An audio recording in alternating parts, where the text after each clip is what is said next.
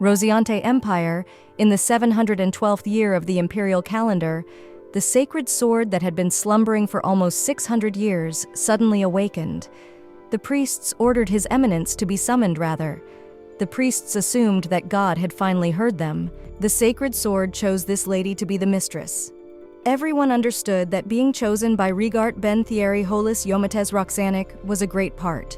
The girl was also put on notice that no refusal would be accepted. Such was the first meeting of Adelia Esther, the first female knight in the history of the continent, and the only surviving descendant of the fallen duchy and the sacred sword, Regart. It had been 7 years since her retirement, but the people still had her accomplishments on their lips. The men were discussing amongst themselves that she was even able to restore the fallen Esther clan, and also put an end to the great battle of Gaia that had been going on for a century. The men compared the girl to the heavens and thought that such miracles would never happen again. Adelia calmly accepted this information. The men didn't understand the tone, as if it wasn't about her at all. Adelia admitted that she was a little embarrassed to hear Felson's teacher say that. Adelia suggested that it would be better to talk about the present, since she had heard that she had less than 6 months to go. The man was in complete shock when he heard this information. He was very angry, because he kept telling Adelia to think about her health, because what good was wealth and power if her health was not good? The man recalled that he had asked the girl to use her aura less often, for her body couldn't take it. The other man got even angrier and asked Adelia if she didn't care at all that her life would end this way.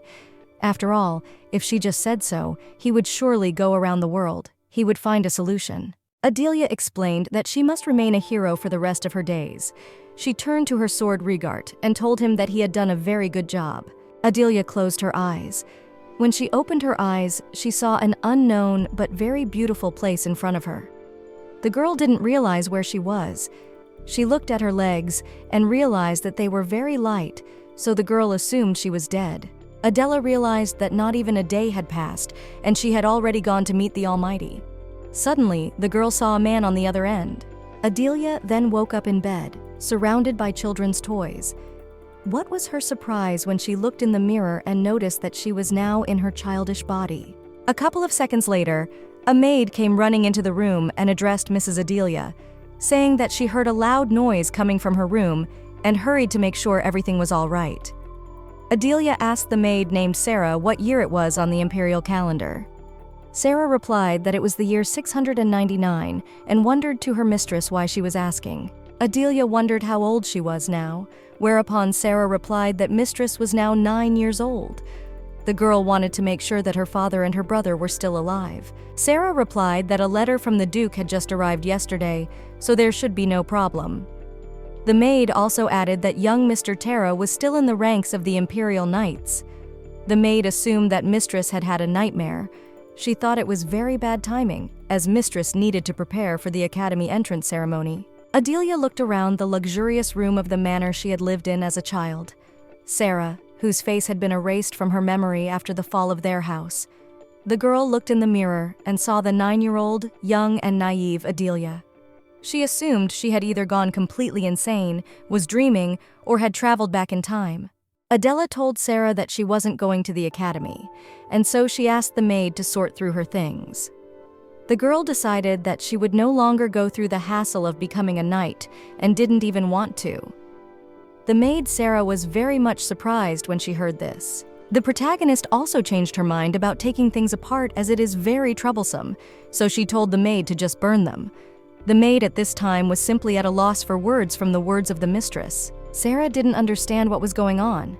After all, mistress had just yesterday rejoiced that she had successfully entered the knighthood, just like young Master Derek.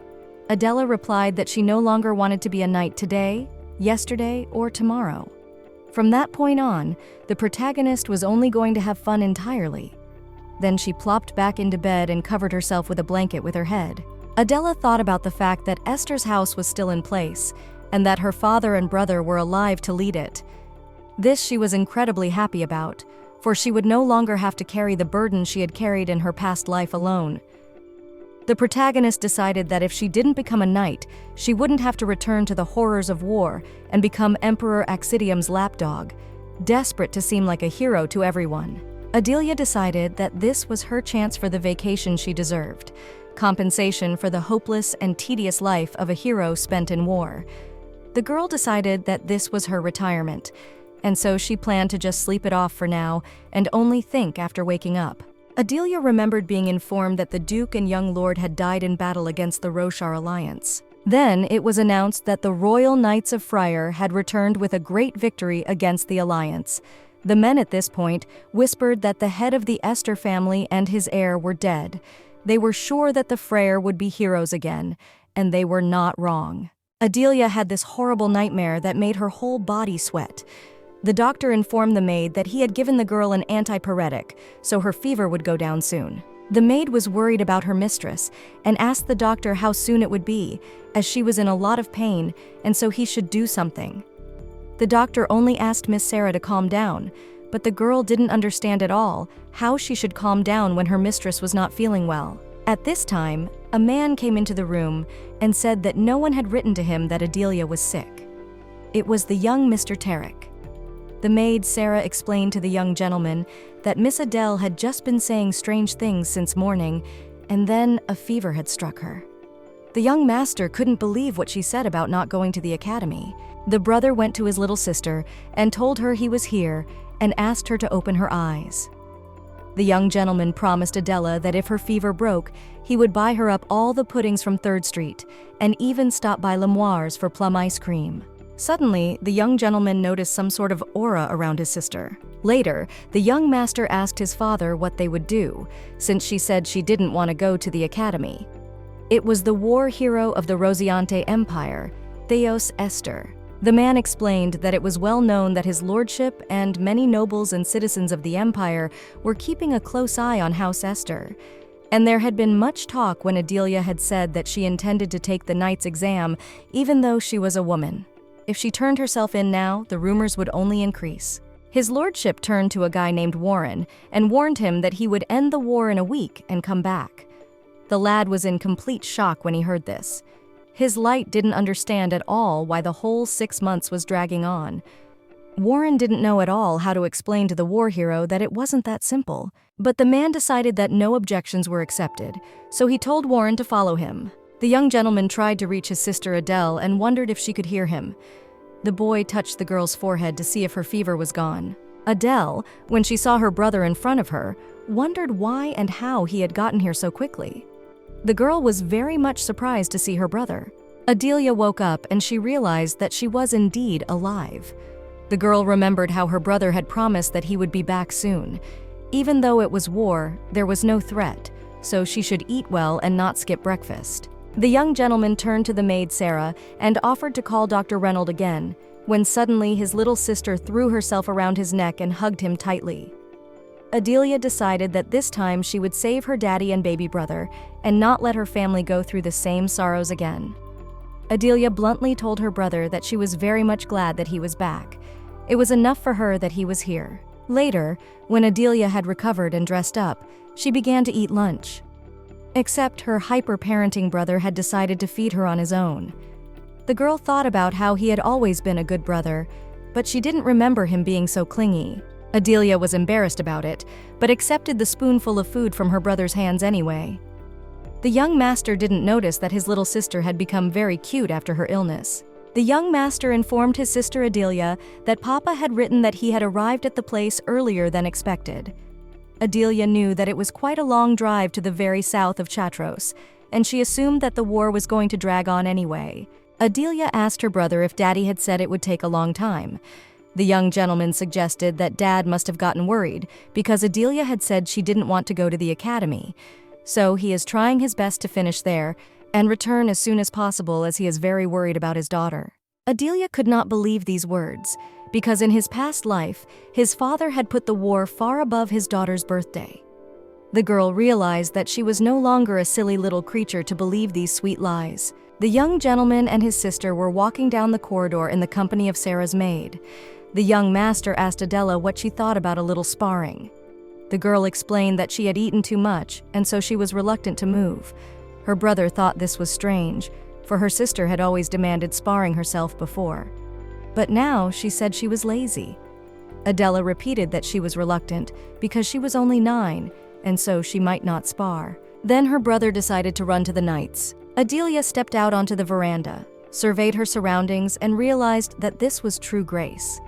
But she realized that the peaceful days would end as soon as she turned 12. Adelia remembered that within 2 years the current Emperor Kendrick would die, and according to his will, the throne would be taken by Duke Axidum, not the Crown Prince of Karses. Then there would be a war with Roshar, in which the Esters would fall, losing both the head of the family and his heir.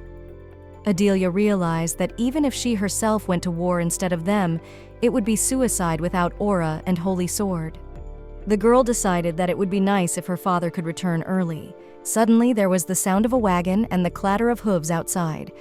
Adelia looked out the window and couldn't believe that her father was back so early. But then she looked closer and saw that it was the carriage of the Rosehill house, and Caroline was sitting in it. Caroline Rosehill is Derek's fiancée and also the eldest daughter of the Marquis of Rosehill. Caroline inhaled the aroma of the tea and said that it was truly wonderful. Adelia explained that she knew Caroline would love the floral tea, and she added that the cookies were from her favorite shop called L'Artane. The girl said she didn't serve the pudding because she wasn't sure Miss Caroline liked them, after which she asked the girl how she felt about them. Caroline apologized for the sudden visit and explained that if she had known that Derek had already left, she would have turned around while still at the gate. Adelia explained that she wasn't accusing Caroline of anything. What was Caroline's surprise when she realized that Adelia didn't hate her? Adelia herself recoiled at such a statement from Caroline. Adelia recalled Caroline and Derek's conversation about him thinking that marrying the Marquis's daughter was far more promising than any other noble lady. Gain the status of Duchess, and he and the House of Esther would have exclusive rights to the northern mines. Then Adelia had been very surprised to learn that Caroline just wanted the position of Duchess and didn't really like her brother. Adelia recalled tormenting her for that.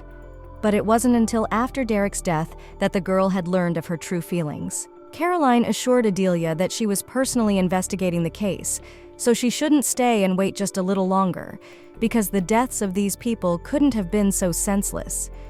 The girl apologized to Adelia, for she felt guilty that she didn't have that much power to help her enough. Eventually, the Rosehills were banished from the Empire and branded as accomplices of House Esther, accused of treason. Adelia realized that she was the one who should be apologizing. The girl glanced at Caroline, whereupon the girl asked the child why she was looking at her like that. Adelia admitted that it was because Caroline was beautiful. Caroline was very surprised to hear that and asked the young lady why she was saying that so suddenly. Carolina's hind thoughts thought it was some new way to get rid of her. But Adelia took the girl's hands and confessed that she actually really liked Caroline's blonde curls, and also the snowy skin accentuated by the scarlet dress, and her sky-blue eyes as well. Adelia admitted that she was just jealous that Caroline always played only with her baby brother, but she was too immature. The girl admitted that as much as she liked Caroline, she shouldn't have done that. Adelia admitted that she had, and wondered if Caroline would accept her apology. Carolina was in complete shock, and even lost her breath of speech. But then, the girl pulled herself together and decided that she would keep an eye on Adelia in that case. Later that evening, Adelia plopped down on her bed and realized that she had spent a fun day. Adelia realized that Caroline might not remember it, but at least she decided that she should leave her and her brother out of it, because the fate of her father and brother would also determine the fate of the Rosehill family. Adelia realized that she had no powers or connections yet, and she didn't even know where to start. Adelia turned to the maid Sarah and asked who her closest friend was right now. The maid was very surprised to hear this question. Sarah then replied to Mistress that she assumed there were none. Adelia realized that no noble lady would play with a lady swinging a sword. Adelia decided that since she wasn't going to the academy, she wanted to make friends. Maid Sarah was pleased when she heard this and told the lady that it was a wonderful idea. Adelia sprang out of bed and said she wanted to go to the tea party, for surely there must have been at least one invitation lying around for her. But, as it turned out, not a single letter had arrived. Later, Adelia decided to visit her brother. The girl was glad to see him and wondered if he had already finished his work so quickly. The young gentleman answered in the affirmative and told her that he had done most of it, but more importantly, that her father had returned. The girl was greatly surprised, for she had not expected her father to return so soon. The brother and sister entered their father's study and heard him tell them to sit down. The young gentleman asked Adelia to sit down on the couch. The girl was in complete shock, for her father looked exactly as he had the last time he went off to war. Adelia realized that she could not greet him indifferently, for she had been pining for him for too long, and she also had many questions. The girl didn't understand why such a strong man had died so senselessly, and how he could have brought a charge of treason against them and left her alone. Adelia was very curious about what had happened on the battlefield that day. Adelia had so many questions, but she was the only one who remembered the events of her past unhappy life, and so she could not ask anyone here, and there was no one to give her an answer. So the girl turned to her father and said that she was really glad that he had come back safe and sound. The father asked his daughter if she really wanted to withdraw her application for admission to the academy, to which Adelia answered in the affirmative. Her father wasn't too pleased, but began to reply that it was a great honor to enter the Vientol Academy, and Adelia was well aware of that. The Imperial Vientol Knights Academy, despite its long history, enrolling a 9-year-old girl among the top applicants there was a first. The emperor personally gave his approval after much deliberation. The father tried to convey to his daughter that this was an isolated case of admission, considered on a personal basis, and in order to cancel it, Adele would have to get His Majesty's consent personally. The girl admitted that she was fully prepared for this. Adele understood that her father wanted to return very badly and even put an end to the war in short order. But her decision would not change, and she would not go to the academy. Her father interrupted his daughter and asked her if she was really feeling better now. Adelia answered in the affirmative. She assured that she was fine now. The father told his daughter that he had prepared a carriage, and so they would not delay and would go to the palace right away. The girl was surprised that her father had agreed so easily. Adelia asked her father if he really didn't mind. The man didn't answer anything and just threw on his jacket, saying that it was quite chilly in the early morning, so she would have to dress well and go down. Her father asked the girl if this would be her first time meeting the emperor, to which she answered in the affirmative. Adelia remembered that in her past life, she had only learned of his passing while she was at the academy. Her brother explained to her sister that they would arrive by dawn, so she could sleep for now. Adele realized that her father was harsh, and she was a daughter who was not particularly good at expressing her feelings. That said, the girl realized that she missed her daddy very much, but she assumes that she is the only one experiencing these feelings. Later, the father left His Majesty's office, after which Adele inquired about the meeting. The father told his daughter that he had only informed His Majesty that he approved of his daughter's decision, so Adele would have to go there herself and explain everything to him. The girl agreed and informed him that she could handle it, and then entered the office. The father told his son that it had been decided that he would not be camping for a while.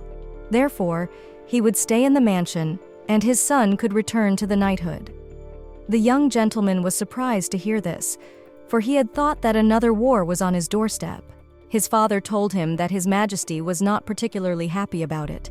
The young lord went to his father to make sure he did not threaten His Majesty.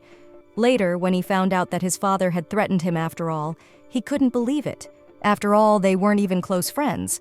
But his father thought there was nothing wrong with it. Adelia entered the room, and the emperor saw before him the young starlet of the Esther family he had heard so much about. And further, Esther, daughter of the House of Esther, greeted the son of the Rosiante Empire. Adele realized that the person in front was Emperor Kendrick, and he and the crown prince did look alike, but that was not surprising. The girl realized that Emperor Kendrick reminded her of this guy when they were still knights. The emperor noticed that the girl's expression had changed and wondered what she was thinking about so much. Adele admitted that she was just nervous because it was the first time she was meeting His Majesty. Kendrick assured the young lady that there was no need to be nervous, for he had not summoned her to discuss something grand.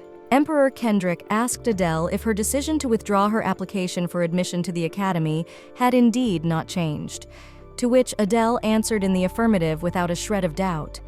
Kendrick asked the young lady if you really want to give up the honor of being the youngest applicant and a knight girl to boot, to which Adele again gave an affirmative answer. Emperor Kendrick asked again, Does she agree to give it up despite having access to private training grounds and the services of a royal chef, a scholarship, free passage without any paperwork, no exams, and permission not to take classes you don't care about? Adele again gave her affirmative answer without hesitation.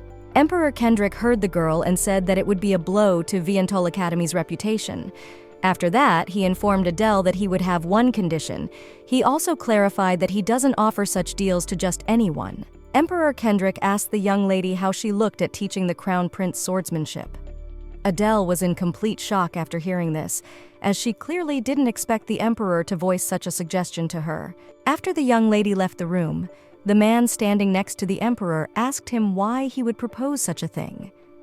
Emperor Kendrick explained that he just wanted to knock her down a bit since she already considered herself a knight at such a young age. But no one knew that she would take it so seriously. Kendrick admitted that he wanted his son Karsus to be half as serious. Adele returned to her family, and her brother asked her how it had gone and if she'd been scared a lot. The girl confessed that she hadn't been scared at all. Adele remembered how she had confessed to Emperor Kendrick that she would pledge to fulfill his wish in return for her father's resignation within 2 years. Emperor Kendrick had laughed in response, deciding that Theos would clearly be happy to hear that. Emperor Kendrick explained to the girl that he would be happy to honor her request, but he and her father had their own agreements, so it would be difficult. Adele was surprised and wondered what their agreements were. Adele later told her father and brother that she had agreed to teach the Crown Prince swordsmanship. The men were completely shocked when they learned of this news. Adele confirmed these words and added that she wanted to ask a question about what His Majesty had said to her. Adele was very curious about her father's agreement with the emperor. Her father was surprised to hear that the emperor had told Adele about it. Her father clarified that they had an agreement about his resignation as collateral, and in return, he must make the Crown Prince a worthy contender for the throne. Adele realized that all she had to do was to prevent Axidum from becoming emperor instead of Karsus. The girl remembered that in her past life after graduating from the academy, she had caught the attention of Prince Karsus and served as his bodyguard. But after Axidum inherited the throne, her position had changed. Adele, being the owner of the Holy Sword, was obliged to leave Karsus to protect Axidum, although she and the prince still maintained a friendly relationship. It seemed to Adele that the emperor seemed to be just on Karsus's side and wanted to help her father with his resignation. But the problem was that the protagonist didn't know exactly how Axidum became emperor and what he had pulled off to do so. That was why Adele doubted that she could tip the scales toward a particular candidate. Besides, Adele realized that she only knew how to swing a sword, and she had never dealt with such intricate matters. Her father decided to tell his daughter not to puzzle over it since her schedule had changed. Suddenly, Prince Karsus entered the room. Esther's family greeted the Crown Prince, saying that the blessing of Kronos would come with him. Adele looked at the young man and realized that the prince was about 12 years old now. And normally 12 years old didn't strut around with such faces. After all, he had mentioned in the past that Axidum had tormented him constantly as a child. But at the time, Adele had thought it was a joke. Now the girl realized that most likely the Crown Prince tolerated everything and never said a word to anyone. The priest appealed to the Almighty Kron, asking him to watch over Rosiante today and to bless his people, including the royal family. Just as suddenly, someone burst into the room and addressed Priest Ginuel. Priest Ginuel asked a guy named Barian to watch his manners, since they had the Duke as a guest today. But Barian was excited and told the priest that the sacred sword was moving. The Crown Prince turned to Lord Esther and said that he had not expected him to return so quickly. The boy then turned his attention to the stranger standing next to the Lord. Adelia told the Crown Prince to be blessed by Kronos and introduced herself and greeted His Highness the Crown Prince. Adelia realized that it had been a long time since they had seen His Highness, and she mentally asked him to wait a little longer, for she was going to depose Axidum and regain his throne. The Crown Prince turned to the young lady and inquired if she was the one who had left the audience with His Majesty, to which the girl gave an affirmative answer. The Crown Prince shared that rumors had reached him that the young lord was leaving the Order of Knights because of his sister. Lord Esther, looking at the young lord, thought that he was very straightforward. The young lord apologized to the Crown Prince and explained that his sister was already much better. The Crown Prince then felt it was time for the young lord to return. He was slightly surprised to hear this and explained that he had to stay a little longer. Adele entered the conversation and said that she herself had told her brother to get back to work from tomorrow. After all, the deputy commander of the Knights shouldn't be away for so long. The young lord was greatly surprised when he heard from his sister that she wanted him to return to work from tomorrow. Adele explained that it was because she was already fully recovered. The brother tried to explain to his sister that he had already told the commander that he would be back in a week. Adele explained to her brother to do as he sees fit, for she knows that he is not the type to slack off. The crown prince informed Esther's family that he had to see his father, so it was time for him to leave. Before the young man left, Adele wished him good luck. Just as he stepped out into the hallway, the crown prince turned to his butler and informed him that he needed all the information he could get on the young star of Esther's house. Adele remembered that they had a sacred temple next on the schedule. The girl decided that this building was truly magnificent, for it housed the holy sword and other relics. The father told his daughter that their family regularly donates money to the temple, so today they were having a special outing. The girl got out of the carriage and thought about the holy sword being a problem, as everything should have been fine considering Rygart was still napping. The priest led Esther's family to the room where the sacred sword rested. What was the surprise of everyone present when they saw that the sacred sword suddenly began to move? Adele realized that something might be going wrong after all. Everyone realized that the sacred sword had awakened, for it was floating in the air, but Adele was the only one who was horrified by it. The girl didn't understand why their friend had awakened so early and why he recognized her right away. Adele didn't realize at all why the events were so different from her past life, so Adele saw her only way out as escape. Adele, while the sacred sword, Rygart asked her where she was going, for she had shrunk by a certain amount. It was her, after all, only she could hear his voice. Mentally, she wished the sword would silence, for she did not want him to recognize her. But the sacred weapon immediately recognized the familiar voice and manner, and then headed for its mistress. Adele thought about the sacred weapon being a real bastard.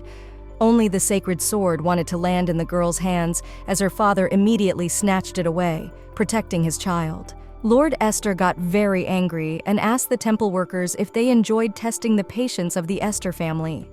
The priests wondered how he could say such a thing when they had never even imagined such a thing could happen. Lord Esther was unhappy that the sword that had been kept in their temple for centuries was suddenly attacking his child, so he assumed it was an assassination attempt. Priest Ginuel tried to refute these words. After all, it is a holy sword. But Lord Esther was adamant and said that he would demand an explanation of what had happened. Then he took the child by the hand and they headed for the exit. Priest Ginuel felt sick at these words and wished that the archbishop would soon finish his pilgrimage and deal with this, for it was a real disaster.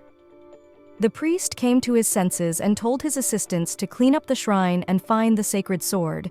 It had disappeared. After arriving home, Adele got ready for bed, but before she did, her brother stopped by. He wanted to make sure her sister wasn't in any pain and to call a doctor just in case. Adele assured her brother that she was fine and asked how Dad was doing. The brother revealed that he had rushed to his office, grumbling that he had a lot of work to do. The brother asked Adele to get a good night's rest, and the girl obediently agreed and went to bed. But suddenly she felt something tiny in her hand, and then she looked and realized it was the same sacred sword, only in a smaller format. The sacred sword spoke to Adele and said that he knew she hadn't forgotten him and barely came to his senses. He immediately felt the flow of time turn back. Sacred Weapon asked his mistress if she had any idea how bored he had been in that whitewashed dungeon all this time. That was why he wanted to escape with Adele, no matter what it cost him. Adele asked the Holy Weapon how much he remembered. Rygart explained that he had chosen her, and together they had done great things on the battlefield. Sacred Weapon also revealed that he would never forget the victory parade, where people gathered just to gawk at them.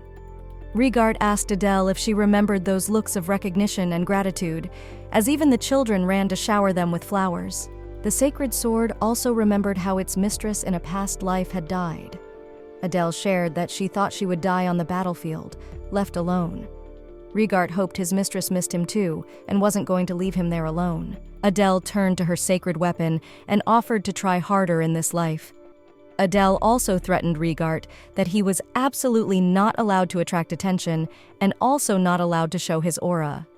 Rigart didn't like this too much, as heroes are always in a blaze of glory. Adele refused and explained that she would not be a hero in this life as she dogged Exidium. At the mention of Exidium, he became very angry and started comparing it to algae. He couldn't stand the spirit of the one his mistress was suffering because of. Adele explained that this was why she was going to keep her head down in this life, and so she wanted to make sure that the sacred weapon would help her with that. Rigart agreed and assured his mistress that he would be a quiet and unassuming swordsman. But he also added that that seaweed would recognize Adele's aura as soon as it saw her. The girl was greatly surprised to learn that she already had an aura in her body. Later, the young gentleman entered his father's office, after which he inquired about his daughter, Adelia. The young master revealed that he had put her to bed. The father remembered that his daughter seemed embarrassed that time and instinctively released her aura. The man realized that it would have been difficult if any of the priests had noticed, for he had no choice but to draw their attention to himself, and so the man hoped it had come out rather successfully. The father shared that Adela must have been quite surprised, and so he asked his son that as soon as she woke up, she be fed properly right away. The man decided that they would discuss the rest once she woke up. The young lord notified his father that he was going to be away for a while. Lord Esther asked his son where he was going at such a time. The young gentleman explained that 3rd Street in the Demi-Orte sold puddings, which Adelia adored, and it was also quite a popular store there, so he wanted to be there when it opened and stock up on goodies. Lord Esther didn't understand why the heir to the duchy would want to go there personally, so he asked his son to order the servants to do so, and himself to stay with Adelia. The young lord agreed and asked his father to rest. Lord Esther turned to his butler and asked him to prepare a carriage for him, after which he threw on his jacket and headed for the exit. Adele at this time wondered if these incredible creatures had always been in her body, but for some reason she had never noticed them before. The girl couldn't believe that her aura-wielding father and brother hadn't noticed them. After all, if the pain she felt immediately upon completion was because of the rapid spread of the aura, then it was now clear to her that she had been caught, and they already knew everything. Adele began to worry that then there is a new one would have to live on the verge of death. Therefore, the girl decided that so came out also further. As usual aristocrat, there is no point. Sacred weapon at that time began to worry that it will be taken away again on the battlefield. But Adele decided that she needed to learn how to control her aura. The girl realized that she should not let it leave her body without her permission, though Adele had little idea how to do that. The sacred weapon understood that it was such a pain in the ass. Adele picked up on his thought and said that it was indeed that more of a pain in the ass. After all, not only did she now have a sacred weapon, but her aura was also troublesome. Rigart tried to explain to his mistress that they could neither remove it nor lock it away. Suddenly, Adele had an epiphany. So the girl decided to gather and lock the unstable aura back into a ball. The girl explained that the method of creating the ball was quite simple in itself, after which she squeezed her hands into a ball and told him that all he had to do was to collect and condense the aura in his own heart while enduring its heat. The sacred weapon was surprised and asked her mistress why she hadn't created such tangles in her past life then. Adele explained that in her past life, as an adult, she was no longer able to come up with an aura tangle. Adele remembered her partner telling her that it was a method of collecting aura by creating an enclosed space with her own service. At that time, Adele was excited and thought that she could finally do it, but her partner replied in the negative and added that not only had he never met any successful cases, but her heart was no longer able to withstand the process, so it would be tantamount to suicide. The sacred weapon asked its mistress if trying to do this was also very dangerous, which Adele was well aware of, after which she took a step and as if to dive into the water. Adele was well aware that if she failed, she would die. But she was comforted by the thought that she was already dying every time she helplessly watched someone else die. The pain was unbearable, but she tried to comfort herself and think of her dad and brother, for she remembered the pain of loss. But she still hadn't enjoyed her retired life properly, so this time she decided to definitely subdue her aura. After a while, the sacred weapon turned to its mistress and inquired about her. He was very worried that she would die, for he no longer wanted to return to the whitewashed prison. He prayed that the mistress would not die, but in the end, Adele floated out of the water after a couple seconds, gulping for air with her mouth. Adele climbed out of the bathtub and asked the holy weapon what he had just yacked. Rigart tried to explain that he thought she was dying. He wanted to dangle as soon as she reclined. Sacred Weapon tried to justify himself and explain that that wasn't what he meant at all. After which he asked his mistress what had happened there. Adele asked Rigart if he didn't realize, looking at the fact that she was still alive. Adele explained that she had almost died again. The girls stood outside as they suddenly spotted Duke Esther's son. They verified that it was indeed him, and began to discuss the fact that it was said that he sometimes appeared on the Street of Sweets. The girl shared that this was the first time she had ever seen him in person, but she began to understand the reason why Lady Rosehill was hanging on to him. At this time, the young gentleman was walking and thinking about the fact that his father didn't mention it. Adele will want to eat, so he better buy everything himself. The girl at this time, looking at the man, said that if she had known he was so handsome, she would have asked her father to match them. But what was the young gentleman's surprise when he saw that the store was closed? He became convinced that there was no use for him to come here if the shop appeared to be closed. At this time, a little girl came up to him and inquired what he needed. The young gentleman told her that his little sister was very fond of the pudding they sold here, so he wanted to please her, but it was closed. The girl realized that the man was talking about her daddy's pudding. The young gentleman was surprised to learn that the girl's father was the owner of the shop. He then asked the girl to ask him when he would open the shop. But the girl told him that the shop would not open again, for unfortunately they were closing down, and it seems they had even put the place up for sale. There was no limit to the young gentleman's disappointment. Adele had already woken up at this time, and greeted the maid who was dusting at this time. The maid asked the young mistress if she was looking for her. Adele shared that she was bored, and inquired where her daddy and baby brother were now, whereupon the maid told the young mistress that they were out. Adele realized that even though there was that outburst of aura, it was very quiet for some reason. Besides, they had returned in a hurry, and the girl was surprised that they had already swept back to the palace again. The maid tried to explain to the young mistress that they were both extremely busy people. Adele didn't understand why she suddenly felt kind of sad. The girl thought about the fact that neither when she was sick, nor on one of her birthdays, nor on the day of her difficult exams had her father ever been around once. As suddenly her father called out to her. The girl was greatly surprised to see him. Lord Esther noticed that his daughter was already on her feet, after which he came over and took her temperature with his hand. The man was glad to see that his child no longer had a fever. He then asked his daughter how Derek was doing, but all Adele's thoughts were occupied with the fact that her father had just touched her forehead, and she thought that he was really worried about her. The maid told her that the young gentleman had returned, so her father asked her to tell the doctor that Adele was awake and needed to be examined. Adele tried to assure her father that she was fine. Suddenly, her attention was drawn to the man standing behind her father. Adele realized that he looked quite familiar. Her father entered the conversation and asked his daughter to allow the man in, and added that they had just hired this man at Esther's mansion today. The man took off his hat and smiled and greeted my lady, saying that it had been a long time since they had seen each other. The girl immediately recognized the man who was pictured on the sign of the bakery called Delon's Sweet Fudge of Joy. Later, Adele was served custard pudding, which she loves very much. The man shared that he's also very proud of the raspberry syrup cheesecake, but it's one of his favorite desserts. Adele took a bite of her favorite treat and said that it was really delicious. The model recalled that the sweet store was shut down as a result of a hard war, so this is the first time she's tasting Delon's pudding since her past life. Adele asked how the man remembered what desserts she liked. Delon said that he couldn't have forgotten it, since she had praised his pudding so many times when she came over. The man also shared that he had heard that even young Mr. Derek had visited, so he turned to him and apologized for the time he had wasted. Derek explained to the man that he was the one who was just as grateful to him for joining the Duke's friendly family.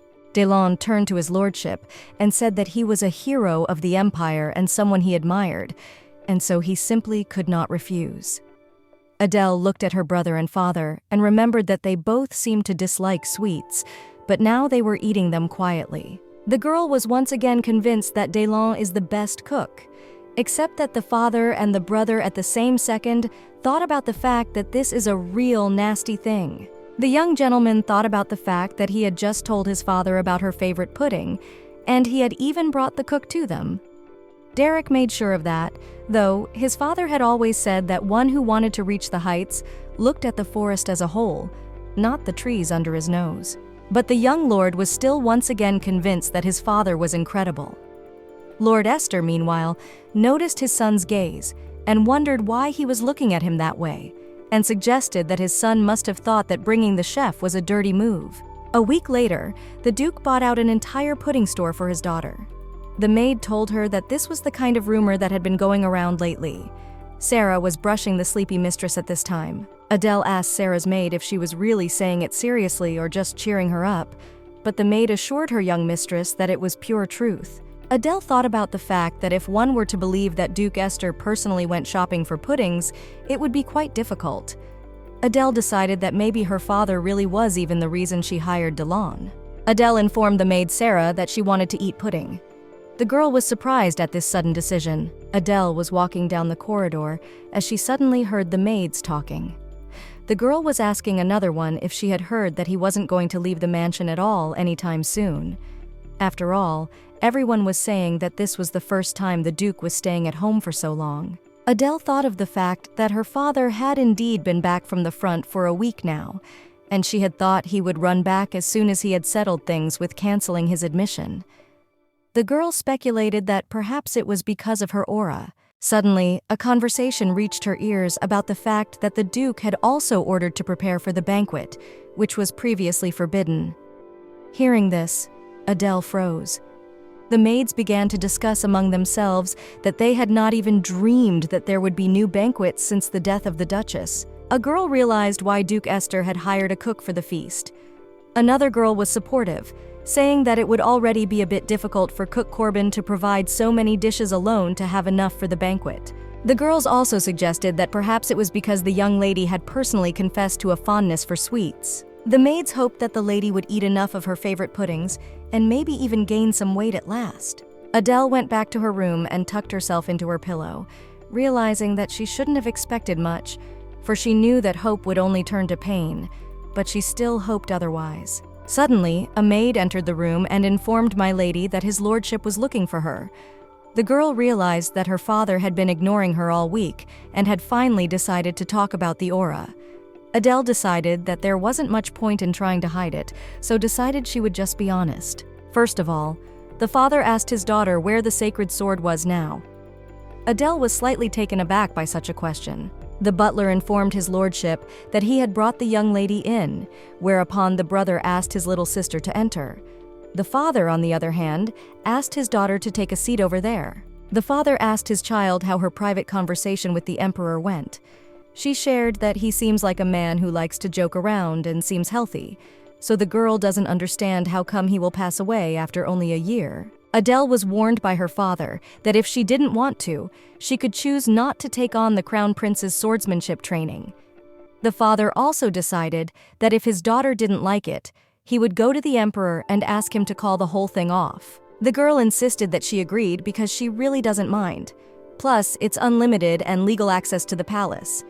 The father wanted to check with Adele if she was really okay with it, to which the girl again gave an affirmative answer, and assured that there was no need to cancel anything. The father agreed after seeing that his daughter was okay with it herself. But he also asked Adele how she was going to hide it from the shrewd crown prince. Adele didn't quite understand what her father meant, whereupon the man clarified that he was talking about the sacred sword and aura, as well as the sacred mark. That's when Adele was completely shocked. The father said that a couple days ago, when his daughter came back from the temple, there was an aura hovering around her. Adele was surprised when she heard that and doubted that she was really flying, for she didn't know that until she was told. Her father warned Adele that he wasn't calling her to tell her off, he just wanted to make sure she was safe.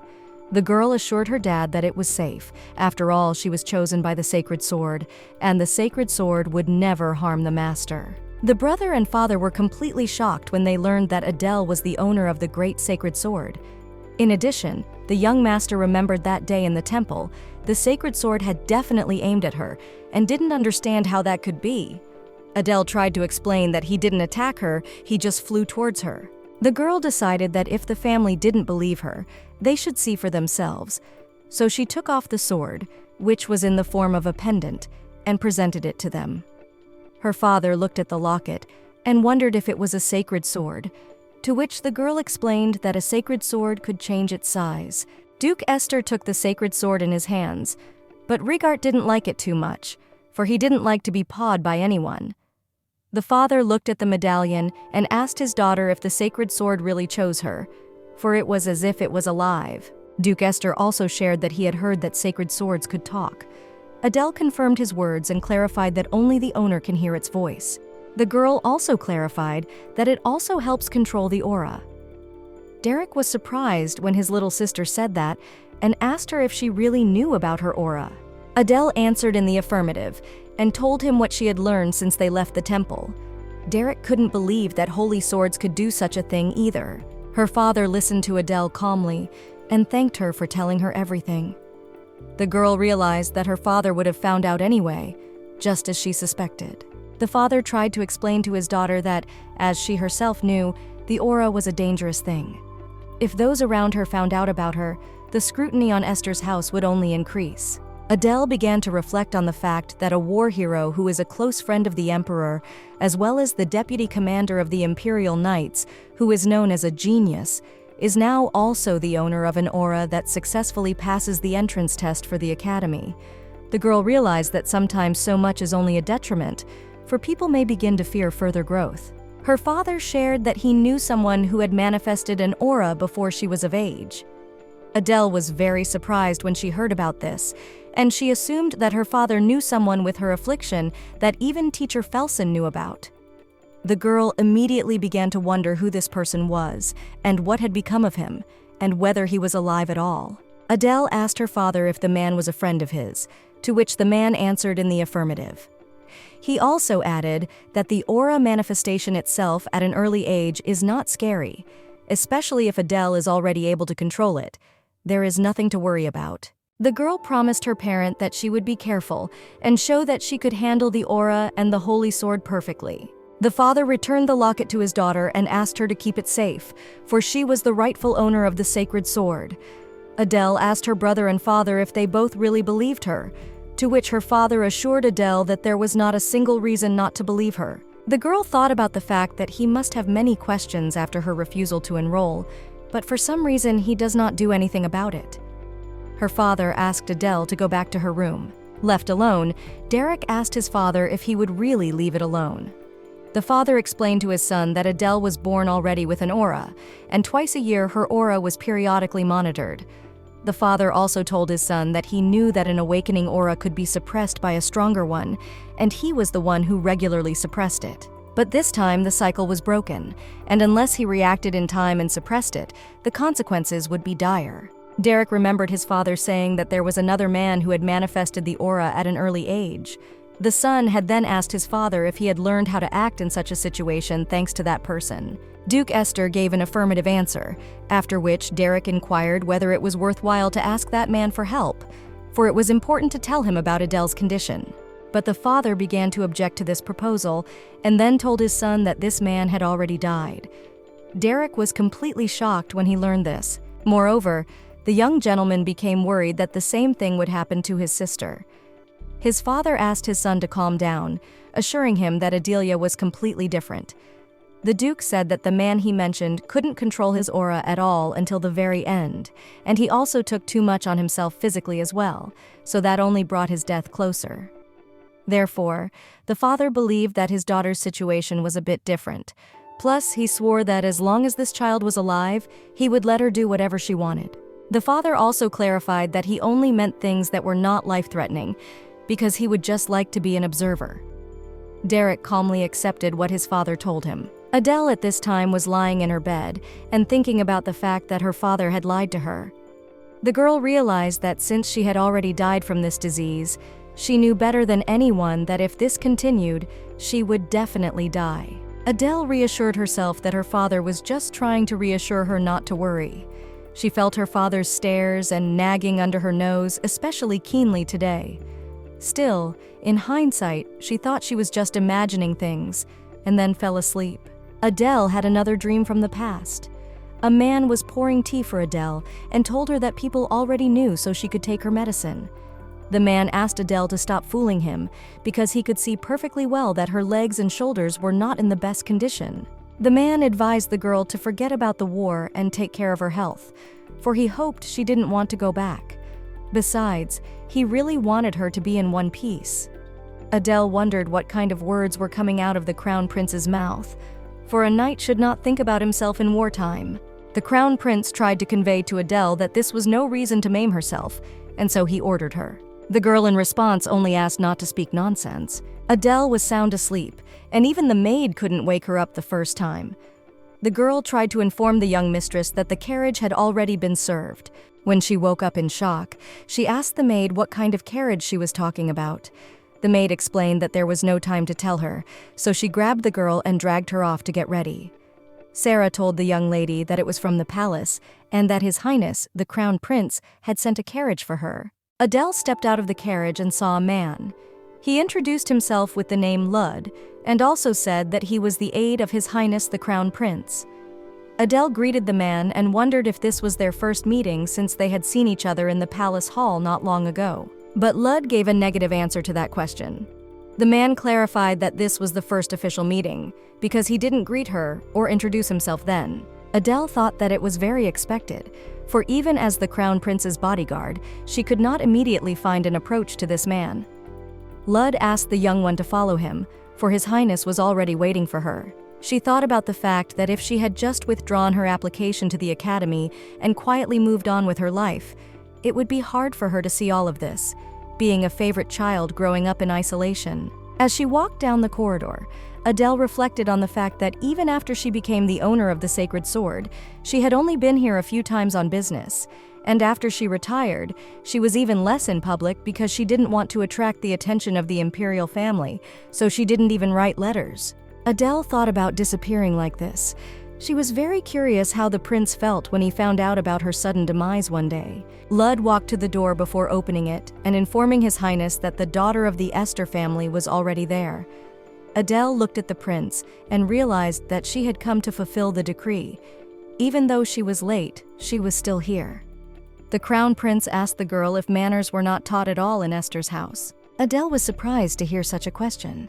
After that, Adele took a moment to introduce herself by her name and greeted His Highness the Crown Prince and wished that the grace of Kronos would shine upon him. The Crown Prince looked at the girl and inquired if she was indeed his sparring partner for today.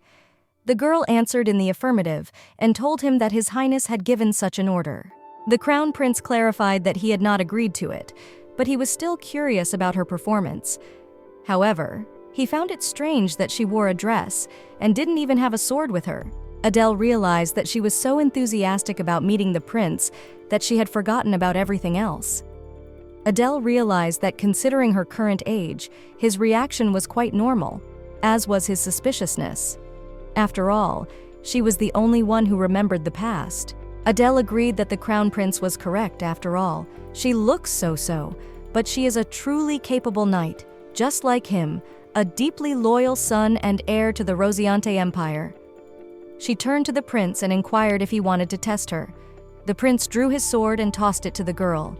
Adele caught the sword in the balance and mentally apologized to His Highness, for she had already crossed swords with him hundreds of times. Eventually, the children dueled, and the crown prince noted that the girl had a very good stance. She specified that it was the way her brother and father had taught her.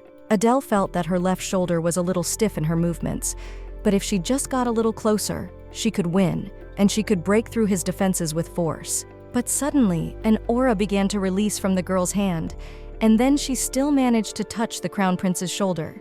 She turned to His Highness and said that she hoped she was able to pass his test. His Highness lowered his sword and told the girl that he looked forward to the next training session. Adele asked His Highness if he really recognized her skills.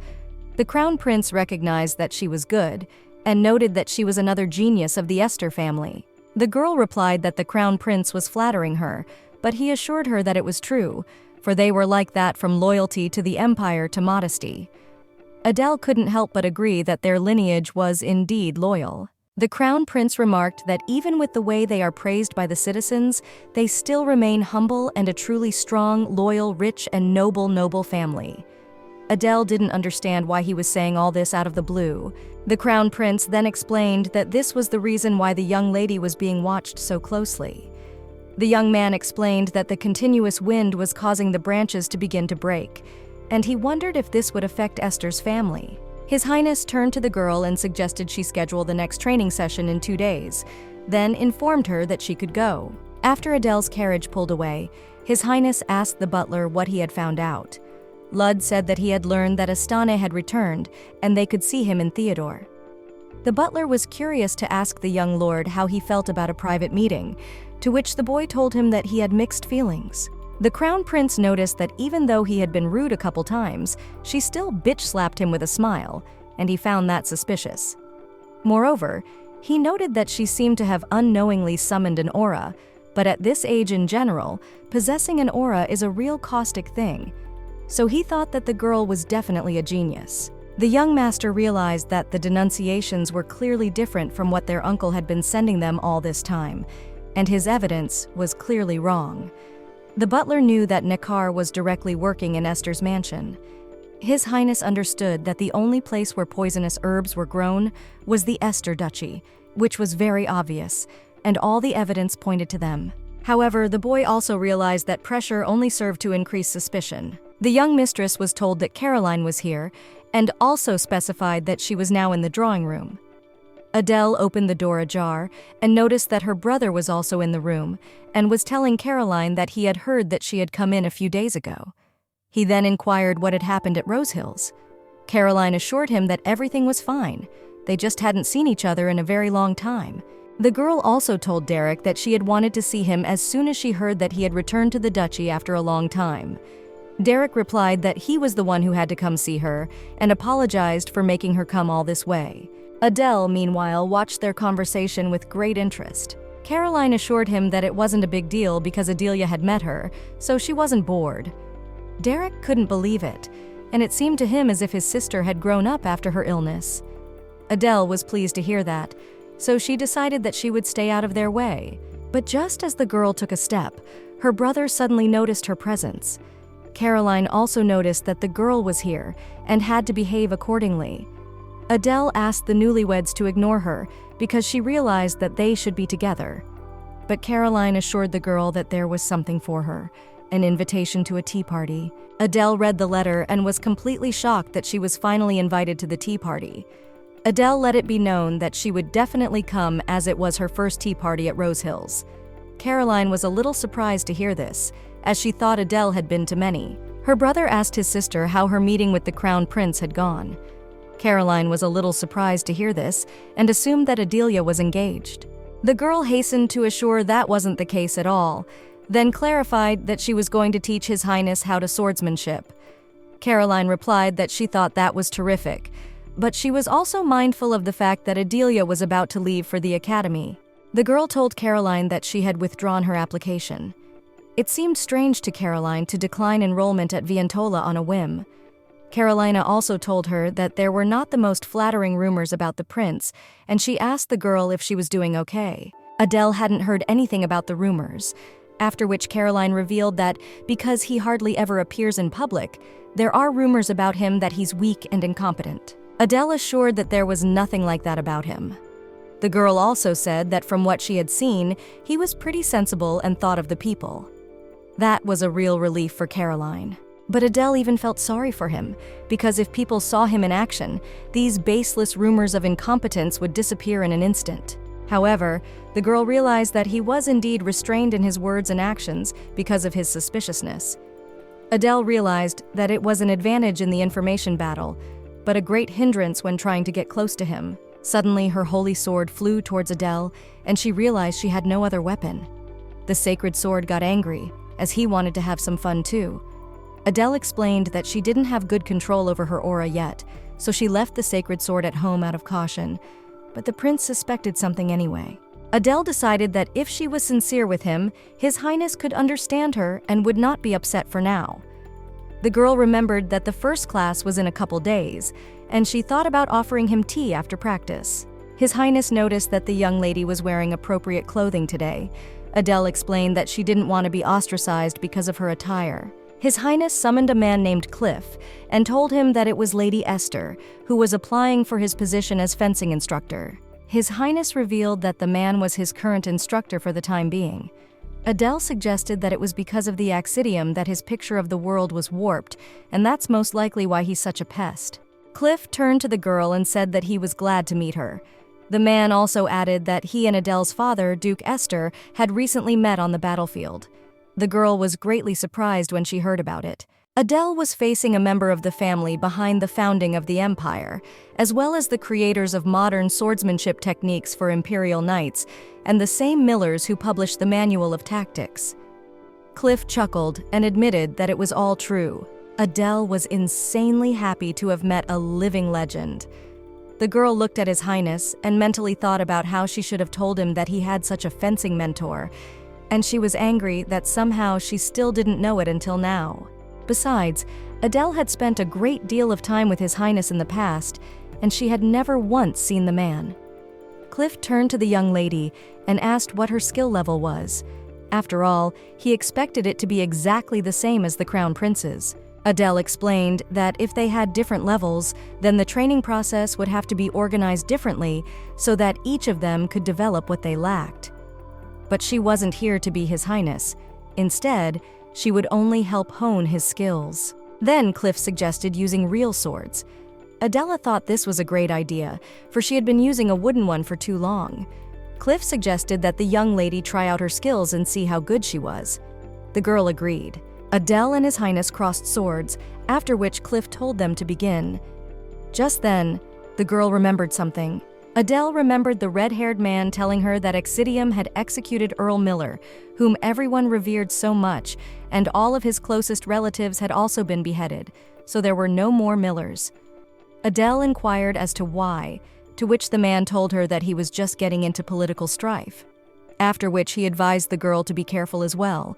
He also said that a hunting dog never knows when it's going to be thrown out. Adele didn't know since when Cliff got involved with Accidium, but it was worth keeping an eye on him. The children fought as Cliff suddenly announced that enough was enough. The man noted that the lady's skills were praised for a reason. Cliff also realized that teaching two geniuses at once was a heavy burden of responsibility on the old man's shoulders. Adele thanked Cliff and told him that she hadn't sweated like that in a long time. Suddenly, a butler appeared out of nowhere and addressed His Highness, telling him that it seemed he had better come quickly, and then telling him something about the Emperor's condition. His Highness turned to Adele and informed her that she had better go back to her room as well, and offered to see her at her next class. Adele understood his feelings well, as she had experienced the bitterness of losing her entire family and being completely alone. So the girl was well aware of what he was going through and his experiences, so she knew how to support him. But even better, she knew she couldn't share her knowledge with anyone. She has a lot to protect herself, but for some reason she was in a lot of pain. Adele's 10th birthday came. The father turned to his daughter and said that if she wished, he could organize a big party. The girl stated that it was her birthday, so she would like to spend it with her family, since it had been a long time since they had gotten together. Besides, she didn't have anyone else to call anyway. Adele took a bite of the cake and realized that it tasted as good as ever, but like it had gotten even tastier over the past couple of days. Adele wondered who all these presents were for. Her brother told her that perhaps they were from the knights, for he seemed to praise his sister too often. Derek remembered how he had approached the knights and told them that today was his little sister's birthday, so they should be sure to get her something. Adele picked up the box and noticed that even Caroline had sent a gift. The girl noticed that at the bottom was a beautiful final ruby of the Western continent. Derek shared that spinel means thorn in Latin, so it's very strong, so surely Adele would be fine with it. She shared that she didn't know Caroline was so generous, so she thought she should get her some flowers for the tea party. Derek revealed that the last gift was from him and his father. Adele was surprised and wondered why it was so huge, then removed the plaid that had a painting underneath it. The girl was surprised and wondered when they had time. Derek shared that they had summoned the painter before the last war. The young gentleman also shared that it took a long time because they were still asking for smaller versions for each room. Adele was very happy to receive such a gift and thanked her father and brother. The girl promised that she would treasure it. It was a real relief for the man. The father promised his daughter that next year he would be sure to have a big party in her honor. Adele realized that next year, the fact that she was growing up only meant that the war would also get closer. For now, it was only about 2 years away. The girl realized that if she wanted to sit down for happiness, this was not the time to rest. The maid asked the young mistress if she wanted to wear the same training suit as last time, to which Adele gave an affirmative answer. The maid then told Adele that she had received a letter from the palace. The girl unfolded the envelope and began to read it, after which she asked the maid Sarah to prepare her cloak, for tomorrow might be chilly. She left the carriage and suddenly the sacred sword asked her why she was leaving, because since the training had ended early, she should have gone to rest. But Adele needed to go to Grizel's guild where she usually practiced, namely for information. Adele had learned that His Majesty's condition was deteriorating faster than she thought, and the reasons were still unknown to her. And if not Adele, who knows the future, would take the situation into her own hands, there would be no other person. So the girl decided that she would have to postpone her resignation for now. On the way, the sacred sword turned to its mistress and told her that it remembered that this was Grizel's guild. But Adele didn't deny it either. She confirmed the sacred weapon's words. The girl knocked on the door, but there was no answer. Adele wondered why no one was coming out and began to worry that she had picked the wrong password. Adele then knocked again, but again there was no answer. Adele didn't understand what was going on. She was sure that the password was correct, but then assumed that they were closed or gone. Just as suddenly, the girl remembered about the arena. After all, on days when the black market or arena is open, the guild is usually closed. Adele began to think about what she should do, since an opportunity like today might not come up again. The sacred weapon offered its mistress to disappear into the night, but Adele realized that with her brother and father in the mansion, the risk of being caught was too great. And even more so, she didn't know what to say to them if she was caught.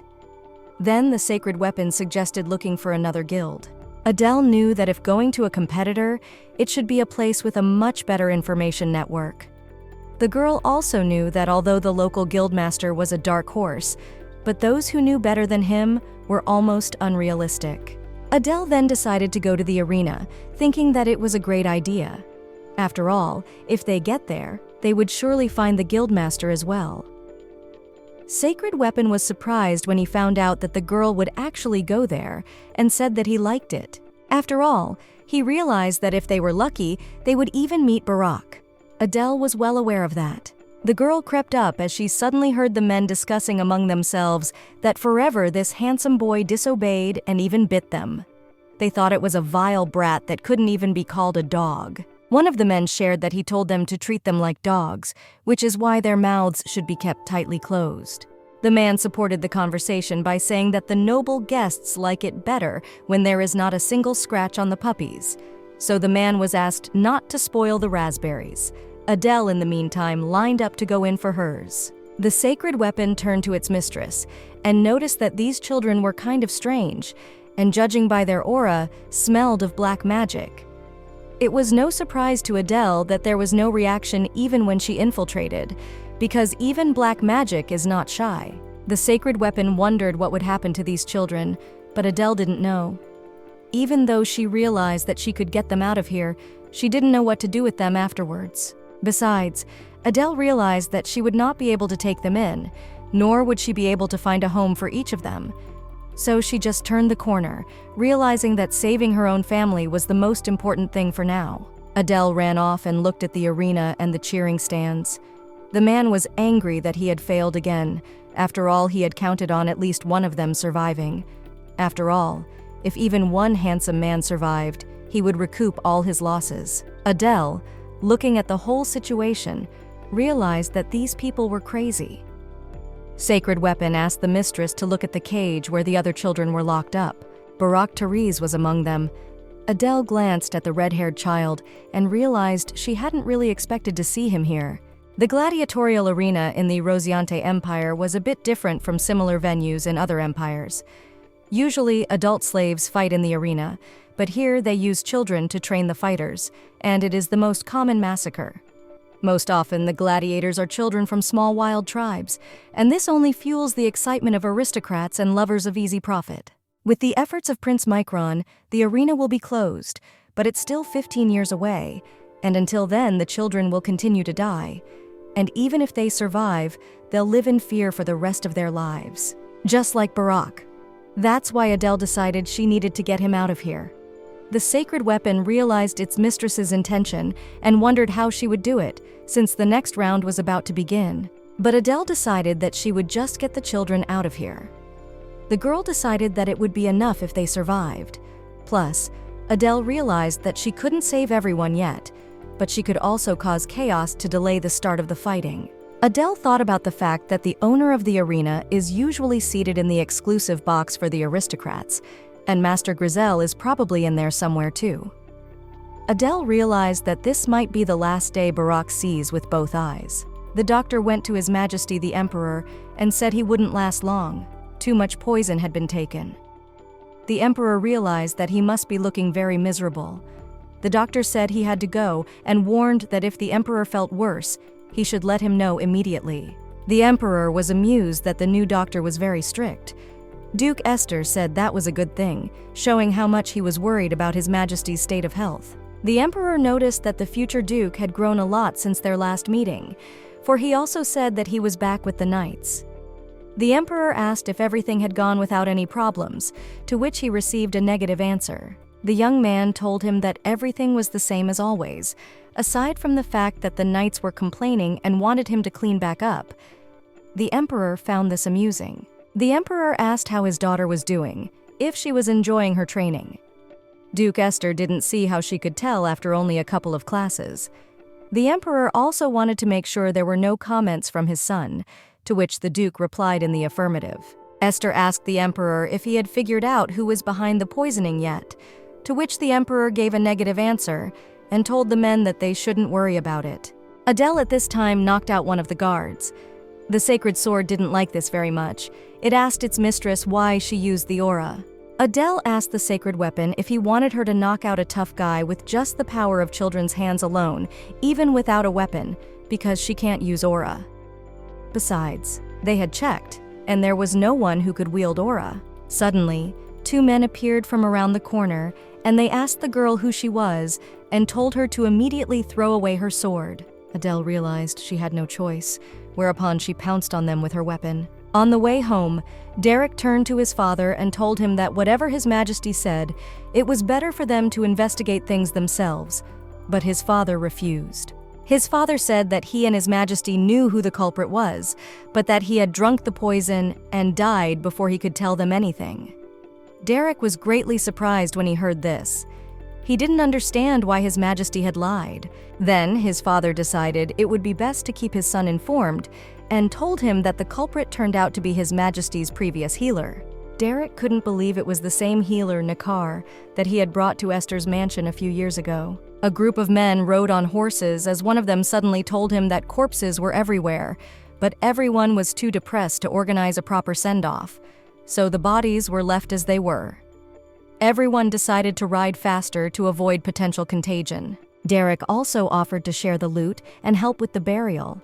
He also promised that the duchy would cover the costs, so they could just use their supplies to help those in need.